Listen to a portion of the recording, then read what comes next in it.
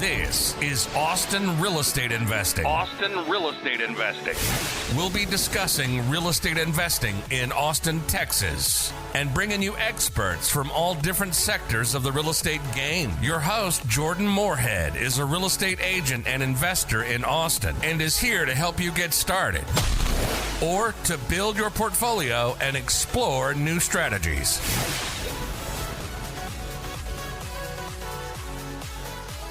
Hi, this is Jordan Moorhead, and this is the Austin Real Estate Investing Podcast. I've got Ryan Kelly back on here with me. He's another realtor here at Keller Williams with me, and he works with a lot of investors too, just like we do. We are going to do a quick market prediction for the rest of the year. So we're in July of 2024 here. Getting 10th, right to it, mid-July. 10th of July, 2024. Significantly different market than we had a year ago. It is different, and I think we are seeing more inventory than we've had in a long time. Some of that is new construction, which was really booming in the pandemic. It continues to boom. The biggest difference is buyer demand waned off when the interest rates went up. So all of a sudden, all that new construction piles up in the market. But I think we've been dealing with that probably for a couple years now. Looking at numbers, we're probably a few percent below where we were last year on median home values, but not much. It's pretty close. It's within like 2%. So we're just dealing with a little slower pace of sales, higher inventory, little lower prices, but the market feels like it's really kind of stabilizing and starting to flatten out. Mm-hmm. And just for reference, so we're talking about inventory, I think we like to measure inventory in months of inventory and then total the units on market. Yep. Last I looked, we were around 5 months of inventory, and I want to say we were 12,000 properties on the market. I think if single family, that's probably right. Yeah. I think if you're looking at everything, condos and everything else, it's probably over 15,000. Sure. So, but yeah, that's right. So I would say if it's a median priced home, we're probably in that 5 months of inventory range. It's probably a weak buyer's market. It's not a crazy buyer's market. It's not a seller's market. I think as you go up in price and you start working towards luxury properties or you get over that $1 million mark, it is a buyer's market. There's definitely more inventory than buyer demand on that higher end. The opposite is true as you move down and you get into the really affordable homes, get out into those far out suburbs where homes are 300, maybe 350. Those are still moving okay. And those can sell in or under a month. Depending on where you're looking. So price is going to dictate it, but I definitely think the lower the price point, the fewer months of inventory we have. And I think you hit the nail on the head about it, maybe unknowingly, about the areas all being so different. Every area is so different. If you have a medium-priced home in a good area, and it's in good shape, and it's priced right, it's flying off the market. Right. But if you have let's say a median priced home and it's slightly overpriced and it's outdated and maybe the street's not so good, it's not going anywhere. Yeah. And that's the difference from that of the market we've seen in the past couple of years of just anything, no matter what, no matter where it is selling quickly. Now it's the most important thing is still price. If it's priced right, it's still selling quickly. But if it's in a good area and it's priced right, it's selling in a weekend type of deal. And that's so important. I think too, we're every year there's kind of this wave of inventory. You get a lot of inventory comes in the spring. All the sellers want to sell. You typically get buyers with them. Buyers are jumping at, you get more sales as you go through the spring. Every year it kind of depends where it's going to peak out. Is it April? Is it May? Is it June? I would say now looking at the data, we've peaked. So I think you're going to start to see the inventory levels slowly start coming back down. Things are either going to sell or sellers that can't sell or don't want to price right start pulling their properties off the market slowly. So I do think for the buyers that are out there looking right now, there's a lot to look at in the market, but I wouldn't expect that necessarily moving forward. I think maybe through early fall, but by the time we get to the winter, I wouldn't be surprised if you see it tighten up a little bit. It usually always does. And then months of inventory is really more dictated on what is the pace of buyer activity compared to the active listing. During the pandemic, everything was a weekend. Now it's typically going to be several months for a lot of these properties to sell. 2 or 3 months is pretty normal right now for a house to take to get their get their contract. But I think in terms of median home values for the market, unless rates do something surprising and come down more aggressively, I think we've also probably peaked on the median price for this year. It usually peaks in that second quarter. And then the rest of the year, it just kind of softens as we go. So I wouldn't be surprised if where we are on median values, it'll soften the rest of the year. But that's not unusual. That happens every year. It doesn't have to do with the market softening. It has to just do with buyer and seller demand both kind of wane off as we get through the second half of the year. So you in your opinion, and again, this is all in our opinions. Total opinion. This is all opinion. In your opinion, Ryan, towards the end of the year, inventory will shrink. Yep. Months of inventory, listings on the market will go down towards the end of the year, and prices will stay relatively the same. Hey guys, this is Jordan Moorhead here, and I wanted to ask if you could do a huge favor for me. If you could go leave a review for this podcast wherever you're listening to it, that would really help me get this into the hands of other people that are interested in information about Austin real estate investing, and I'd be able to help more people.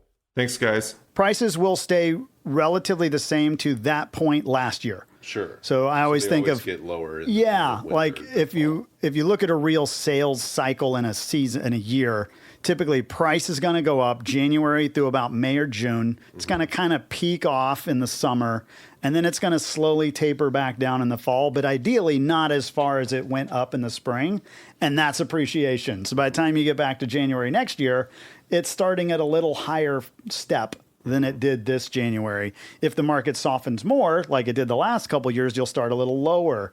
Yeah. And so I think right now we're probably about last time I saw the stats, we're about 2.5%. The median price right now is below where it was this time last year by about that much. Not a huge amount.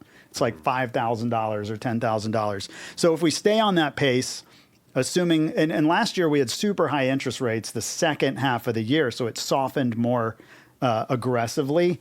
This year, I don't expect that. So I do think it'll taper, but it maybe won't taper as strict. So I think our median price is going to keep pace with where we were last year generally. So I don't expect we're going to see this big, 10 or 15% shift down on price. Maybe it's 2 or 3 or 4%. Sure. So that's my guess, is just based on where we see interest rates right now. If they stay stable, they haven't really changed much. And I think people are getting used to that now. That's like, hey, I'm going to pay, if you're a good qualified primary buyer in the 6s, if you're an investor, probably 7, 7.5. Yep. They're just getting used to that. And I think the pricing's getting used to that. We're seeing sellers starting to price more fairly to where they should be in the market. That was difficult in 2022 and a lot of 2023. But now we're really starting to see, I call it the long tail. We really had that bullwhip during the pandemic of too hot, and then late 22, too cold. And now the ripple is starting to kind of steady out. I think we're getting farther away from that. Inflation's kind of baking itself into all the things in real estate. And we're getting to the point now where things are getting a little more predictable. Yeah. No, and I think it's hard for everybody that wants to see where the market is, pay attention to the real estate market, because if you look at a stock market, you get real-time updates. It changes daily. Yeah. The real estate market by the second. Such a lag. We have such a lag. Yeah. What's happening with interest rates. You can watch what's happening with mortgage applications a couple weeks to a month before sales go up. So you see the rates went down. Prices don't just go right back up because rates went down, but mortgage applications might jump if rates drop a quarter point or half a point. Yeah, and what you're saying is there is some seasonality. There's a lot of seasonality. To real estate sales, and people also forget that. They say, prices are. I'm seeing so many price cuts. Sure. Prices are going down, and it says no. They probably just priced that property incorrectly, based on older comps, which might have been in a hotter time of the year. Yeah. And now you're having to take price cuts to get it sold, or maybe you just price. Or they're just eager to sell. Yeah, pricing. Yeah, exactly. Yeah, it's like, hey, it's at a month. Nobody's coming. I need to shake up the market and get some bodies in the door. And you got to do a price cut. So that's pretty common. I think the heaviest level of price cuts we saw were the second half of 2022. I mean, it was brutal. It was like 80% of the market was cutting their price every month. Now it's probably down to 40%.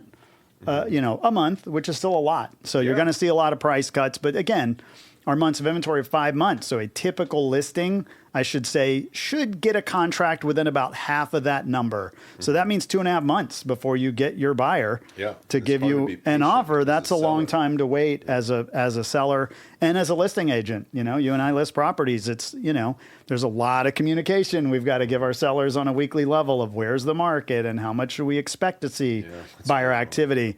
But I do think we're getting to that cycle now. Late summer typically slows down. You don't see as many sales. People travel. Everybody goes on vacation. Gone. Traffic, we're looking outside. Traffic looks amazing. Yeah, everybody's on vacation. So that's typical. And that always happens after July 4th. People come back for the school year. You get this kind of little bit of fall activity. It's not like the spring.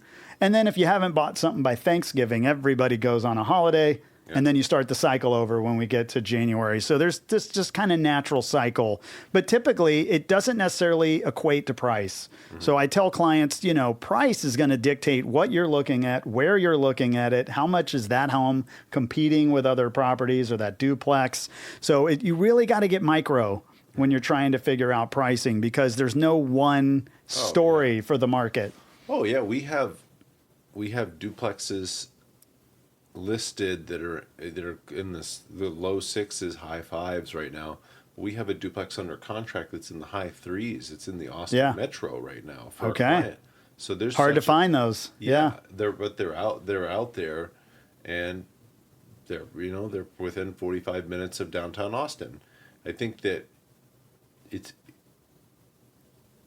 easy to be somebody that's not from Austin or doesn't understand the local market and say, well, what are houses in Austin sell for? And you say, well, Tech Ridge is so much different than Circle C.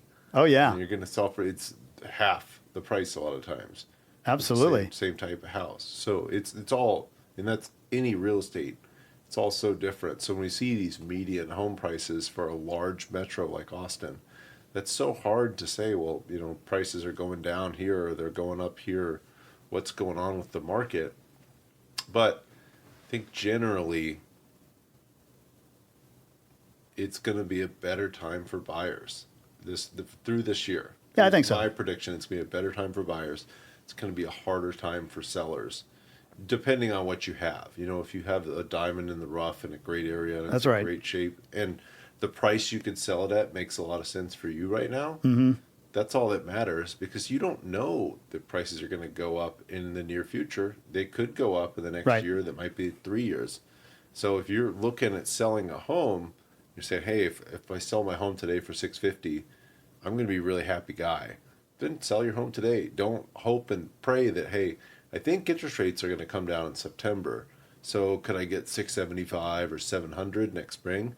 You might be able to, but you just don't know. So you just got to work with what you know right now. And I think you and I both know it's an easier time for buyers, but with a caveat, with an asterisk, you're not going to steal something, and don't expect that just because it's an easier time, you're going to buy that perfect property in the perfect neighborhood in perfect condition for a steal of a deal. Right. We're working with so many buyers that just want to steal something. Of course. Have you wanted to be part of GoBundance, the tribe of millionaires, but just haven't hit that millionaire status yet? Well, now you can, not even being a millionaire, by joining our new program, GoBundance Emerge. My name's Jamie Gruber, creator of GoBundance Emerge and member of the GoBundance community. And now you can join. GoBundance.com/emerge. GoBundance.com/emerge. Use code Jordan for $100 off this 12-week goal-setting program and mastermind that'll propel you to being a whole life millionaire. Yeah, I don't blame them. I mean, they feel like, you know, it's kind of a psychological game, right? If the market was falling fast, like you could really see depreciation, we'll call it. That sounds exciting because you're like, wow, I can go steal something. But the reason nobody ever buys when that's happening is they know the second they do buy that property, well, now they're worried it's going to keep going down. So what typically happens is people don't like to buy when it's moving like that. We're seeing buyer activity slowly come back, not because the market's softening, but actually they're starting to see the market start to stabilize because that's the safety factor of saying, hey, if I buy that duplex or I buy that single family home, I'm not as worried that 6 months or a year later I'm going to lose this big amount of money. They want to know that, like, yeah, they want a deal, but they also don't want to feel like it's going down in price after they buy. So there's kind of this balance factor that has to kind of happen. That's why everybody buys when the market's going up, because they know if I buy it, they feel comfortable. Yeah. So I think we're kind of in that situation where we didn't have a lot of activity when the market was falling a little faster. That was 2022. 2023 was kind of rocky. We had a lot of higher interest rates. This year, I feel like it's low buyer activity, but the buyers that are coming into the market now, at least the ones that I'm talking to, are starting to kind of just go, okay, this is now the new normal. I'm not expecting a lot of appreciation in the next couple years, but I can also see the prices are starting to look more the way I would want them to look in the market. They're getting bids from the lender telling them, okay, you can afford this at 6.5 interest rate versus the 3s and 4s we all got during the pandemic. So there's some of that activity that's starting to bring buyers slowly back to market. Everybody's been waiting for this big rate drop, but I don't think that's going to happen. My feeling is the rates are going to disappoint people in both directions. Yeah. I think it's just going to be this sludge of 6s and 7s for a while. And the other thing, too, is you don't really want them to fall fast, because they would only drop them fast if the economy's falling apart. Exactly. Yeah. They only drop them significantly, quickly like that when something really bad They got to stave off bleeding of the economy. Yeah. So we don't want that. I mean, I don't know what a soft landing is, but the talk is, if you want the economy to just kind of hang in there and keep going, then you really don't want rates to move that much. They might come down a little, but I wouldn't be planning for this big drop in rates. If anything, it'll fall back 1/4 to 1/2 point over the next 12 months. I think it's hard to realize because you couldn't see it, but the reason rates dropped so much during COVID was because we were in big trouble there. Yeah. We almost hit like Great Depression. We took everybody out of the workforce. Yeah. Nobody had any money. Nobody could buy anything if you're not working. Yeah. So there was this kind of, we don't know what's going to happen moment. Well, they printed so much money. But then we printed money so much that it made it feel like it didn't happen. Right. And they didn't raise the rates fast. I mean, they kept the rates low. Yeah, so what happened is you gave everybody a ton of money, you and I included. We all went out and bought real estate. I mean, all of us. Yep. And at the same time, they didn't raise the rates to like catch up for the fact that they printed all that money. So we had this crazy shopping season for a couple years. Every town ran out of real estate, but it disproportionately decided where the big investors put money. So now you're talking your commercial investors, the people building big multifamily apartments, office buildings. So Austin was disproportionately a hot target for that kind of development. So you and I drive around, and if you go anywhere, there's a brand new apartment complex on the corner. Yeah. I mean, they are everywhere. Austin was in the top 3. And all those decisions that were made in 2020, 2021, 2022, well, those projects are coming to market right now and next year. Yeah. So one of the reasons Austin's kind of had to soften is we've really put a lot of inventory into the market, disproportionate to a lot of other metros, especially in multifamily. And that just absorbs a lot of rental demand. We have rental demand, I think, but it's just we have so much supply of rental units. It's going to take a couple years for that to absorb through. It will, but what's interesting is I talked to some multifamily guys here recently, and there's nobody starting projects. Correct. The projects are finishing, and That's they right. will be absorbed over the next few years. That's right. But as those are absorbed over the next few years, we'll run back into we don't have any housing inventory. And I'm good with that. Well, yeah, of course. I'm good with that as a landlord with those properties. I had to drop my rents a little bit this year to get it rented. Yeah. Not much. It was still 20, 21. Yeah, $50, rents. $100 on a unit, depends what it is. But we've had to help owners with that too this year. But at the same time, it's a long-term game. It never goes in a straight line. Exactly. I think if you're getting into it for a short-term appreciation, it's not the asset. Go buy crypto. That's right. If you're going to gamble, go to a casino. That's gambling. Or something like that. But real estate, you buy it based on fundamentals, and you bet on appreciation long-term. And bet's probably the wrong word. You can count on appreciation. Yeah, you bank on it, essentially, to give it to you long-term. Over a long period of time. If you buy a house today, and 10 years later, it's going to be worth significantly more money. You'll probably see 3 to 5% averaged at least at a minimum, and you can count on that. Yeah, you can count on it. Why? Because the Federal Reserve tells you they're going to inflate it. Have to. That's what the 2% target is that they talk about. Is like we're good.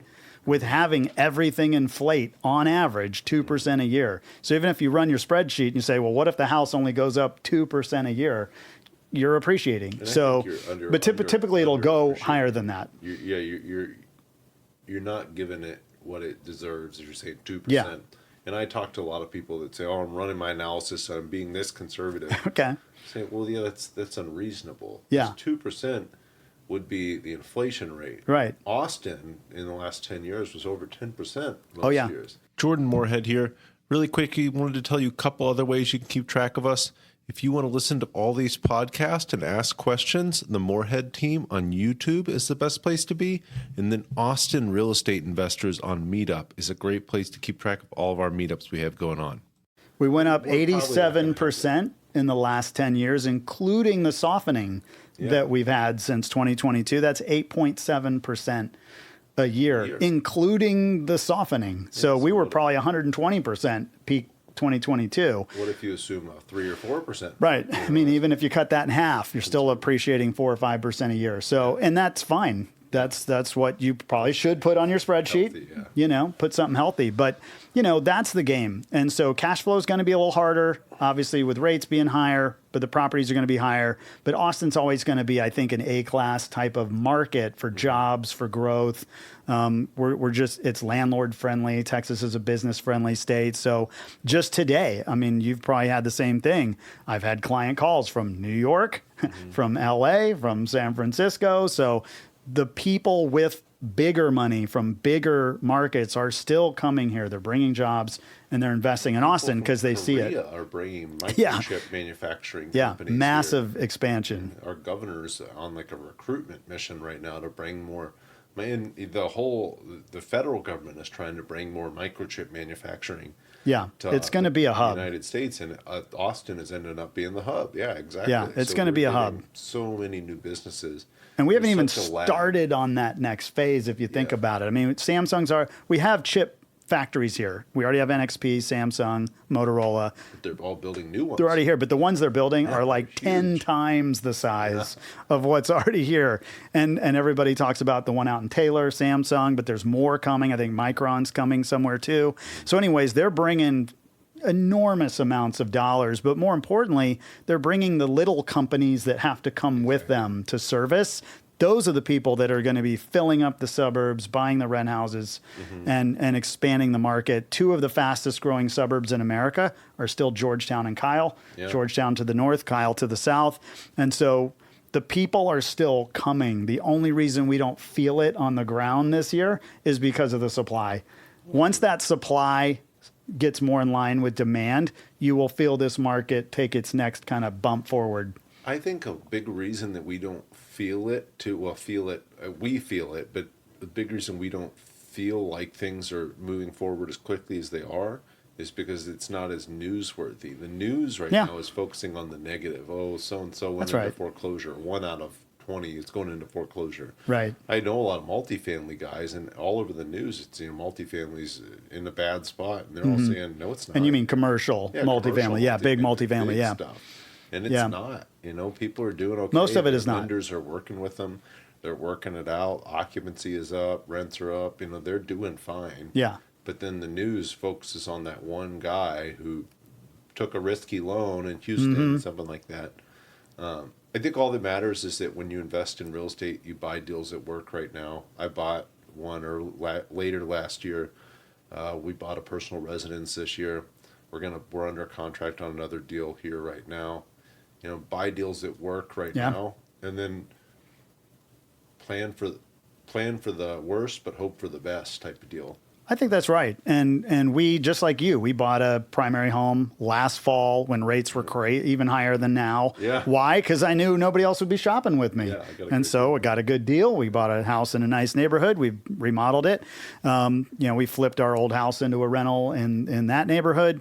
Nice. And then we're doing the same thing. I'm selling a house that we had done as a flip. I've had some tenants in there. We're going to sell it this fall. I don't know what the market's going to look like. Even if it's not great, though, it's fine. I'll either 1031 exchange it, but we're going to take that single family, turn it into a duplex or two. Nice. So, you're just moving up cycle. These are 5-10 year decisions, not a 6-month decision. I'm not trying to go make quick buck. It's like, hey, where can I take this capital and plant it for the next decade? Yeah. And can that property continue to produce fruit? I think I've talked to so many people in 2021, in 2022, pre-May, that said, oh, I'm just waiting because I'm waiting for prices to go down. Right. Now that prices are down, everybody's essentially waiting for prices to go back up. I think Yeah, you're in a that's better right. spot if you take action when you're ready. Well, maybe that's now, maybe that's fall, whatever it is for you personally. I think you're a better spot if you take action when you're ready and don't wait on the market. And if you're waiting for prices to go down, you're going to be scared when prices start going down. If you're waiting for prices to go up, you're going to be competing with everybody else that was also waiting for prices to go up. Waiting is a hard game. Yeah. It's a hard game because It's a you're strategy. you're not really sure what you're waiting on, and what's going to happen is it'll shift again, and then you'll find something else to wait on. Yeah. Well, now I want to wait because I think everybody's getting crazy again and buying stuff, and I want to wait till it crashes. I'm like, well, you didn't buy last time; it slowed down. What will make you do it the next time? So I think with we've got a mix of those clients too. I would say the clients that are acting right now are the ones that realize, hey, it works today. I can make this work. Just like you, we have a lot of younger clients that'll buy a duplex as a house hack. I think that's an awesome strategy. Got a few for sale. If you Yeah, want. I'll bring them your way.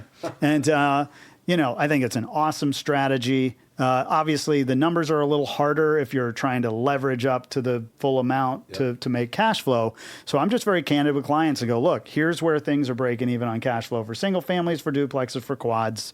If you want to go max leverage, that's where you should put your leverage.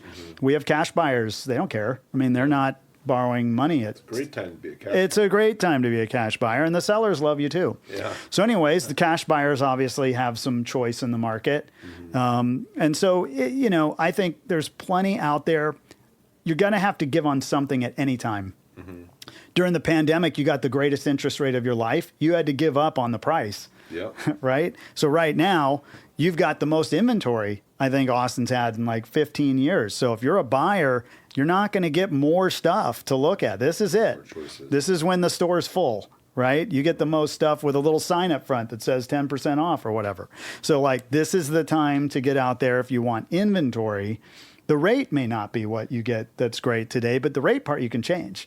The rate's like the belt on your pants. It's like you got to own the pants, but the belt you can change out. So it was like ultimately, rates, I don't know where they go, but you're at least going to lock in today if it works. And if it gets better, you have the opportunity to refinance that rate. You can't change the property and you can't change what you paid for it. That's the parts that don't change. And so I'd rather buy where I have some opportunity to negotiate with the seller, get repairs done, or get a discount or a credit for interest rates, than wait for the rate to get better, because then I'll be back to 3 offers on everything.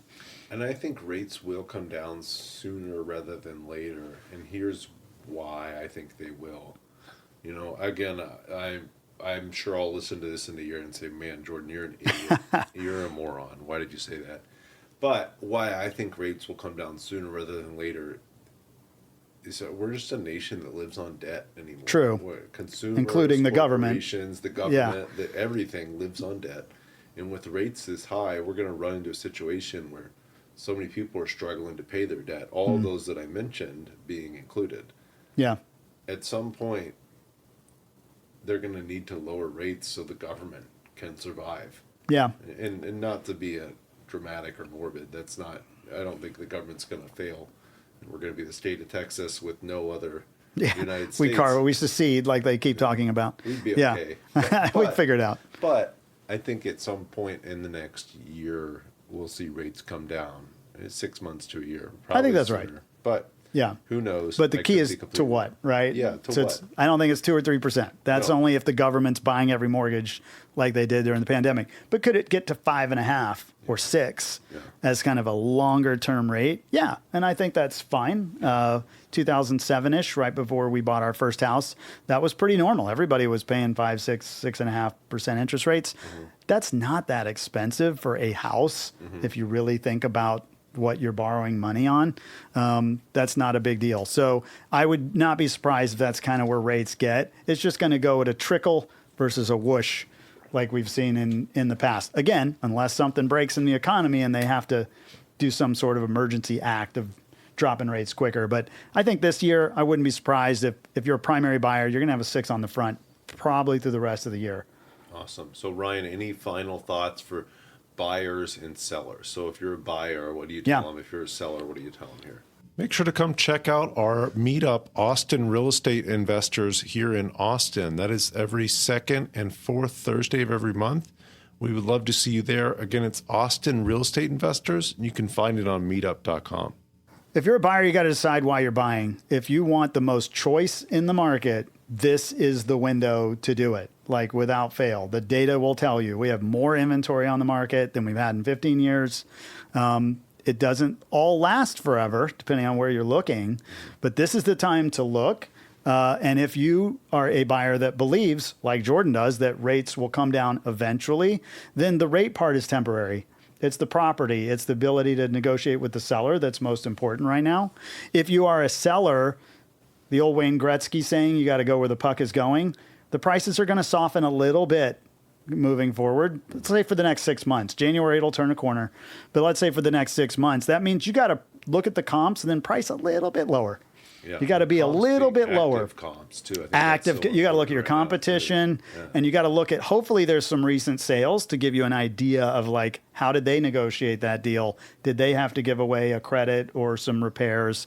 It'll give you an idea of not just price, because price is one component, but you and I know most of the contracts that we're in right now are going to have some other things. It might have a roof replacement, might have some repair credits or something. So it's good to know that total picture as a seller to prepare for it, that it's not just, hey, hope I get a full price offer. It's that I need to be in this range, and I need to also be willing to have some contingency with that buyer to get them to the finish line.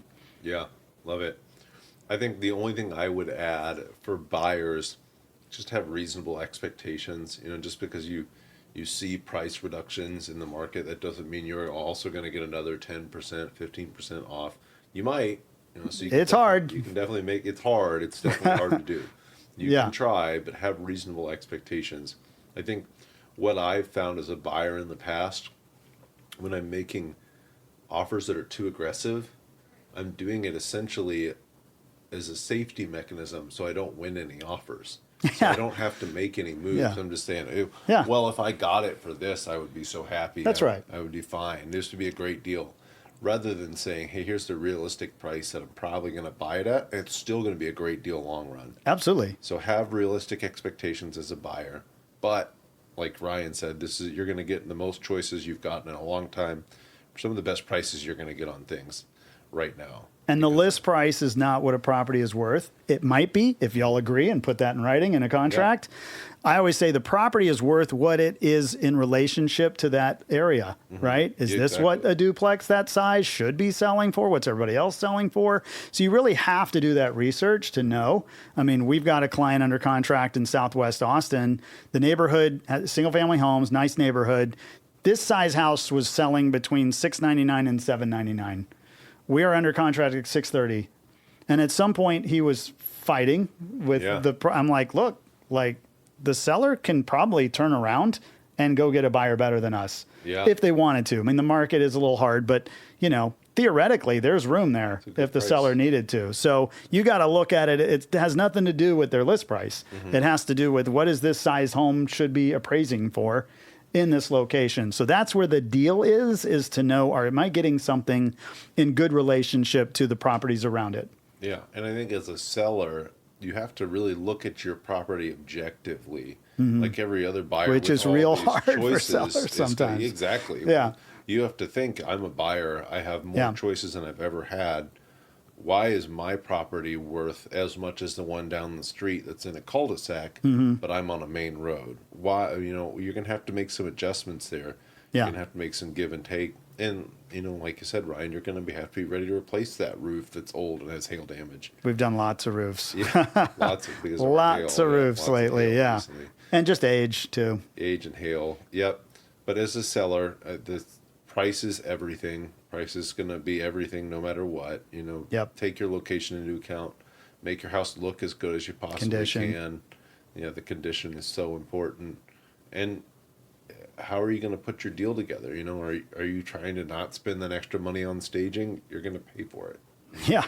It really That's right. has to show well. Not painting your walls, you're going to pay for it. Exactly. Not replacing that old carpet, you're going to pay for it. Yeah. Like buyers are going to take everything into consideration now because they have choice. And they're a lot pickier. So And they're going to be a lot pickier because they have to pay more. I mean, they do. Their mortgage payments are almost double what they were pre-pandemic. And so deservedly so. I think buyers have the right to be pickier, which means sellers just have to get used to that. They're coming out of the pandemic when they didn't have to do anything. You just throw it up, it would sell. Buyers had all the difficulty during the pandemic. Now, I'd say it's shifted to the sellers. Sellers got to really think about their product and how it competes in the market. Yeah. Well, awesome. Thank you so much for coming on, Ryan. We will have to do a reflection episode here in the spring of 2025 and see what we said. See if we're right. Came true. Yeah. And I think for anybody listening, just decide when the right time for you to act is, whether you're a buyer, whether you're a seller. If it works for you, it's the right time. That's all that matters. But anything we've said is based on data and our experience, and everything can change. So don't take it for gospel, because we do a lot of business and we know this market very well, but stuff happens outside of our control. Yeah, it does. Too. I do weekly videos. So every Monday I do a new video where I go over market data, and it could change. If something changes with the interest rate of the market, Jordan and I will tell you. Absolutely. Well, thank you so much, and we will be back. Thanks, Jordan. Appreciate it.